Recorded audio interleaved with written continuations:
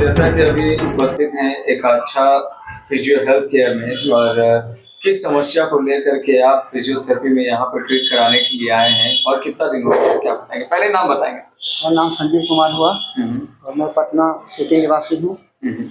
Patna city के निवासी हैं जी। और क्या कुछ समस्या था आपके साथ? जो पैरालिसिस मैंने हो गया है। हाँ। लेफ्ट साइड काम नहीं कर रहा था। काम नहीं कर रहा है। कितना दिन हो गया आया हुआ? ऐसे तो हुआ था 5 दिसंबर को। हाँ? 5 दिसंबर को हुआ था। 5 दिसंबर को हुआ था। आपको यहाँ के बारे में किसने बताया? यहाँ के बारे में इसी रास्ते से रोज आते जाते थे, लेकिन हाँ। ये जानकारी मतलब ध्यान नहीं था मेरा। तो दवा हुआ खा के ठीक नहीं किए? दवा हाँ। दवा खाए तो डॉक्टर बोला कि दवा खाए, हाँ। ऐसा बात नहीं है, फायदा भी हुआ। हाँ। लेकिन 2-3 डॉक्टर के पास गए तो सब कह रहा कि ब्रेन का सर्जरी कराना पड़ेगा। हाँ। ये कितने दिनों से आपको ये समस्या है? ये हो गया 2.5 महीना हो गया। 2.5 महीना हो गया है। अभी यहाँ के द्वारा आपको कितना दिन में बोला गया है कि आपको कंप्लीट कर दिया जाएगा ठीक? यहाँ तो बोले हैं कि 10-15 दिन में कंप्लीट कर देंगे। 10 से 15 दिन में कंप्लीट हो जाएगा। और हम 3 दिन से करवा रहे हैं, बहुत फायदा। 3 दिन से करवा रहे हैं, बहुत ठीक लग रहा है। बहुत कितना घंटा समय दिया जाता है? 1 से 1.5 घंटा। स्वागत है हमारे इस मीडिया टीम में मैम। सबसे पहले आप अपना परिचय देंगे मैम। नमस्कार, मेरा नाम डॉक्टर सुरभि वाजपेयी हुआ। मैं फिजियोथेरेपिस्ट हूँ।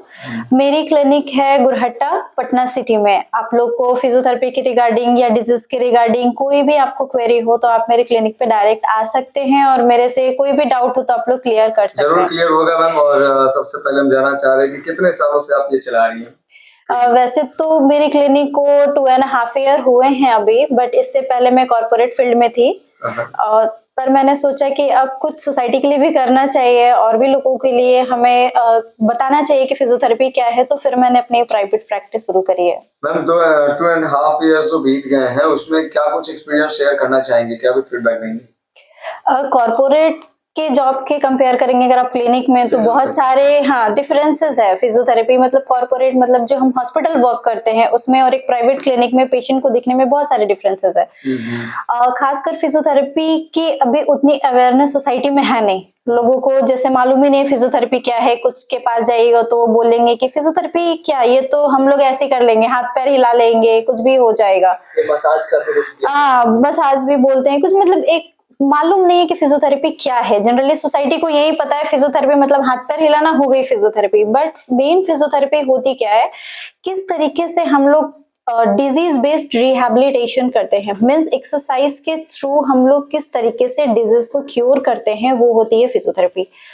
इसमें कुछ ऐसा नहीं है कि सिर्फ फिजियोथेरेपी करवाएंगे, अगर हाथ टूट गया तो फिजियोथेरेपी करवाइए, चोट लगी तो फिजियोथेरेपी करवाइए, ऐसा कुछ भी नहीं है। ये हमारा बहुत ही ज्यादा ब्रॉड फील्ड है। स्पेसिफिक बहुत ही तरीके के हमारे स्ट्रीम है, जैसे ऑर्थोपेडिक्स में, न्यूरोलॉजिक्स में, खासकर बच्चों में, पीडिया केसेस में। आजकल आप लोग बहुत देख रहे हैं, अरे सीपी चाइल्ड है, जनरली सुनते हैं हम लोग सोसाइटी में, सेरेब्रल पाल्सी हो गया, बच्चों को फिजियोथेरेपी करवाओ, अरे पैर टेढ़ा हो रहा है फिजियोथेरेपी करवाओ। तो सिर्फ ये एक हाथ पैर सीधा करना ही नहीं है, एक तरीके का आपको पुराने वर्क फॉर्म में लेकर के आने के तरीके को हम लोग फिजियोथेरेपी बोलते हैं। मैम फिजियोथेरेपी संबंधित किस किस तरह का रोग आते हैं, ताकि लोग आए तो फिजियोथेरेपी में ये चीज लेकर के आए कि नहीं ये चीज का संबंधित जो यहाँ पे इलाज होता, मतलब इलाज नहीं कहेंगे, फिजियोथेरेपी जो भी हो, तो उसमें क्या कुछ आते हैं मैम, ऐसा क्या? फिजियोथेरेपी फील्ड में हम लोग ऑर्थो पे भी काम करते हैं। ऑपरेशन के बाद जैसे कि आपको फ्रैक्चर हो गया, कोई इम्प्लांट लगा, उसकी भी फिजियोथेरेपी यहाँ पे होती है। ब्रेन हैमरेज हो गया, हेड इंजरी हो गई, पैरालिसिस हो गया आपको, उसकी भी फिजियोथेरेपी होती है। स्पोर्ट्स इंजरी, क्रिकेट खेलते समय अगर आपको चोट लगी, फुटबॉल खेलते समय आपको चोट लगी, उसकी भी हम लोग ट्रीटमेंट करते हैं। बच्चा लेट क्राइंग है, मीन्स डिलेड माइलस्टोन हो गया, जैसे बच्चा समय से बोल नहीं पा रहा है, चल नहीं पा रहा है, अपना एक्टिविटी नहीं कर पा रही, उसकी भी फिजियोथेरेपी है। या कोई एक्सीडेंटल केस हो गया, उसकी भी फिजियोथेरेपी है। ऑटिज्म में मैम जिस तरह से फिजियोथेरेपी कारगर होता है, ऑटिज्म में देखिए तो ठीक करने में कारगर है जी। ऑटिज्म में हम लोग एक रिहैब कर सकते हैं, पर कंप्लीट हम लोग ऑटिज्म को ट्रीट नहीं कर सकते हैं। उनको हम लोग एडीएल सिखा सकते हैं कि तुम्हारा काम है ब्रश करना, तुम ये करोगे तो ऐसा इम्पैक्ट होगा, क्योंकि ऑटिज्म में जनरली ऑक्यूपेशनल थेरेपिस्ट का काम होता है। हमारा रोल सिर्फ हाथ पैर को सीधा करना और थोड़ी सी एक्टिविटी सिखाने में रहता है। मेन ऑटिज्म में हमारा बहुत लीड रोल नहीं है। जैसे कि आपने बात किया स्पोर्ट्स इंजरी में जब भी प्लेयर खेलते हैं उसमें जो है वो अगर वो मेडिसिन लेकर भी अपने आप को ठीक कर सकते, फिर वहाँ में फिजियोथेरेपी का क्या?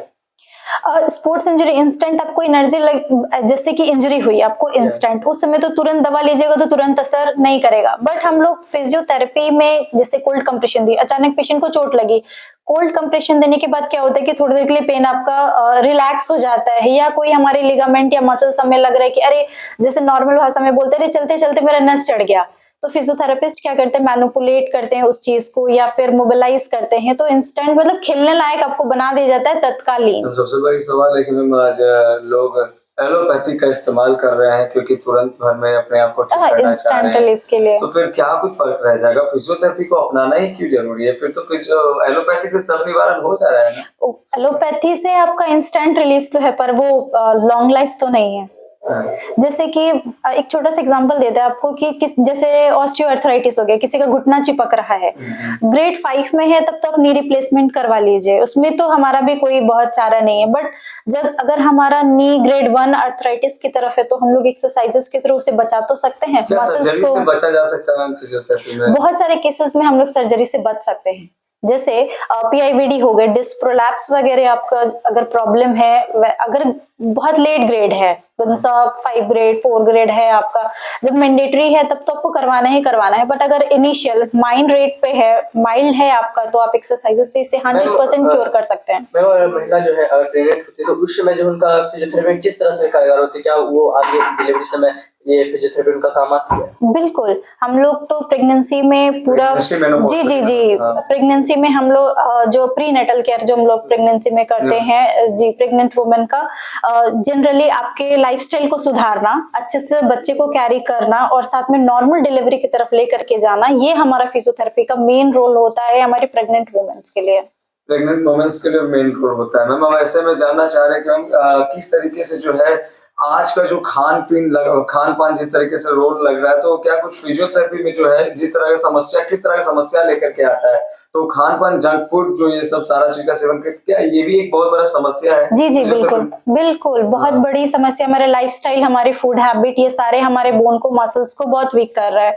अब मेरे पास जितने भी अभी तक पेशेंट आए हैं या जो नॉर्मल रिसर्चेस में देखिएगा, अभी यंगस्टर ज्यादा आते हैं नेक पेन या बैक पेन लेकर के, प्रोलॉन्ग क्लासेस में बैठना हो गया, या गर्दन झुका करके फोन या टैब पे काम कर रहे, ऑफिस वर्कर हो गए, बैंकर्स हो गए, तो पुअर पोस्चर की वजह से जो होता है, जो हमारा जो इंड्यूस्ड है, कोई बीमारी है नहीं, बस पुअर एर्गोनॉमिक्स की वजह से जो पेन हुआ। स्ट्रोक यानी लकवा, उसको कैसे देखा जाता है फिजियोथेरेपी में? कितना जल्दी उसको लीड कर सकते हैं? स्ट्रोक के केसेस में डिपेंड करता है कि स्ट्रोक में कौन कौन सा लिम्ब आपका, हेमिप्लेजिया है, क्वाड्रिप्लेजिया है, किधर का आपका पार्ट डैमेज है, और ये डिपेंड करता है generally patient to patient recovery में। कुछ पेशेंट तो काफी अच्छे से बहुत जल्दी रिकवर हो जाते हैं, बट कुछ पेशेंट्स को थोड़ा सा डिले रिकवरी के चांसेस होते हैं। कितना फिजियोथेरेपी और जनरल फिजियोथेरेपी में क्या कुछ डिफरेंट है? बहुत नहीं, न्यूरो फिजियोथेरेपी के specific only for the neuro patient ये होता है, और जनरल फिजियोथेरेपी में हम लोग जो जनरल सारे पेशेंट्स को देख सकते हैं, इसमें कोई बाउंडेशन नहीं है कि अगर नर्व कंप्रेशन है तो भी आप देख सकते हैं, और न्यूरो में क्या हुआ, हेड इंजरी है, स्ट्रोक है, जो भी, या स्पाइनल कॉर्ड इंजरी की तरह जो पैरालिसिस है। ऐसे में आज के दौर में मैम देखा जाता है कि छात्र लोग जो है जब स्टडी करते हैं, लाइब्रेरियों में बैठते हैं, तो उसमें जो उनका रेट का जो है वो मूव कर जाता है। जी जी। तो उस संदर्भ में उन छात्रों को किस तरह से जो है फिजियोथेरेपी ठीक करने में कारगर होती है, और क्या कुछ छात्रों को सावधानी बरतनी चाहिए? स्टूडेंट्स के लिए जनरली हम बोलेंगे कि सबसे पहले बैठने उठने का, जी, ऑफिस वर्कर हो गए या स्टूडेंट्स हो गए, उनके लिए सबसे ज्यादा जरूरी है सही तरीके से बैठना उठना, वो सबसे इम्पोर्टेंट है। जब भी बैठते हैं तो जो होता है स्लाउच पोस्चर में नहीं बैठना है। जब भी बैठिए स्पाइन को या नेक मसल्स को आपको रिलैक्स करके बैठना है। घर में क्या होता है, आजकल ऑनलाइन क्लासेस का ज्यादा ट्रेंड चल रहा है, ऑफलाइन तो हम लोग घर में आलती पालती लगा के भी बैठ के क्लासेस कर ले रहे हैं, लेट के भी टैब में फोन में अपना काम कर ले रहे हैं। पर जो पहले क्या होता था, हम लोग क्लासरूम में जाते थे, बाकायदा चेयर टेबल में बैठते थे या बेंचेस में बैठते थे, तो हमारा उसी हिसाब से वो सारी चीजें डिजाइन रहती थी कि कितने एंगल पे झुकना है, कितनी देर बैठना है, कितने देर। आजकल क्लासेस भी बहुत लंबे टाइम तक हो रहा है। पहले एक सर्टेन ड्यूरेशन का होता था, इतने देर क्लास करो फिर इतने देर ब्रेक लो। अब क्या होता है, 2-2 ढाई-ढाई घंटे लगातार क्लासेस ही हो रहे हैं। तो अभी जिस तरीके से समय चल रहा है मैम, तो अभी किस तरह का समस्या को लेकर के लोग फिजियोथेरेपी में आते हैं? जनरली देखिएगा मेरे पास तो geriatric patient means old age patient मेरे पास ज्यादा आते हैं, बैक पेन, नी पेन को लेकर के, जैसे मौसम बदलता है उस समय घुटने में दर्द हो रहा है, कमर में दर्द हो रहा है, ऐसे केसेस मेरे पास ज्यादा आते हैं। क्या मैम अगर कोई इस तरह का जो जेनेटिक होंगे तो क्या जेनेटिक का कोई निवारण है? जेनेटिक का कोई भी परमानेंट सॉल्यूशन नहीं है, बस हाँ हम लोग उसको रिहेबिलिटेट कर सकते हैं, बट परमानेंट सॉल्यूशन नहीं है। घुटना को घिस जाना मैम क्या कुछ है मैम फिजियोथेरेपी? घुटने का घिस जाना एक तरीके का ऑस्टियोआर्थराइटिस, और अगर ये आपका प्राइमरी स्टेज में है मींस ग्रेड 1 या 2 में है तो फिजियोथेरेपी से इसका 100% सॉल्यूशन है। मींस हम लोग उस चीज को क्योर कर सकते हैं ताकि वो नेक्स्ट लेवल तक नहीं जाए। हम पीछे तो नहीं लेके आ सकते हैं, नेचुरल तो हम नहीं कर पाएंगे, भगवान तो खैर नहीं है, बट हाँ उसको इतना कर देंगे कि वो अपना एटलीस्ट काम कर सके और नी रिप्लेसमेंट से बच सके। हम कई बार ऐसा होता है कि घरों में बोला जाता है क्या फिजियोथेरेपी जाना है, क्या दवा खाना है, खुद से मालिश कर लेना है, सब घुटना में दर्द सही हो जाएगा। तो ऐसे में उन लोगों का जो ऐसा सोच है ये कैसे इसको क्या करें? मालिश कभी भी घुटने को दर्द को आराम नहीं देगा। घुटने का जो तेल आजकल निकला हुआ है एनाल्जेसिक या जो भी, उसमें हमारे एक तरीके का पेन किलर एडेड रहता है, वो तो सर्टेन ऊपर से काम कर दिया, अंदर उसका कोई इम्पैक्ट नहीं है। वो एक दिमागी रूप का एक आपका सुकून है कि हम तेल लगा लिए, ये दर्द वाली क्रीम लगा लिए, अब हम आराम हो गया, पर वो परमानेंट सॉल्यूशन नहीं है। मैम लगातार जो है फिजियोथेरेपी बहुत जगह है, बहुत लगातार, तो हम ये बात करना चाहते हैं कि यहाँ फिजियोथेरेपी में सबसे हटकर क्या कुछ है? लोग यहाँ पे है क्वालिटी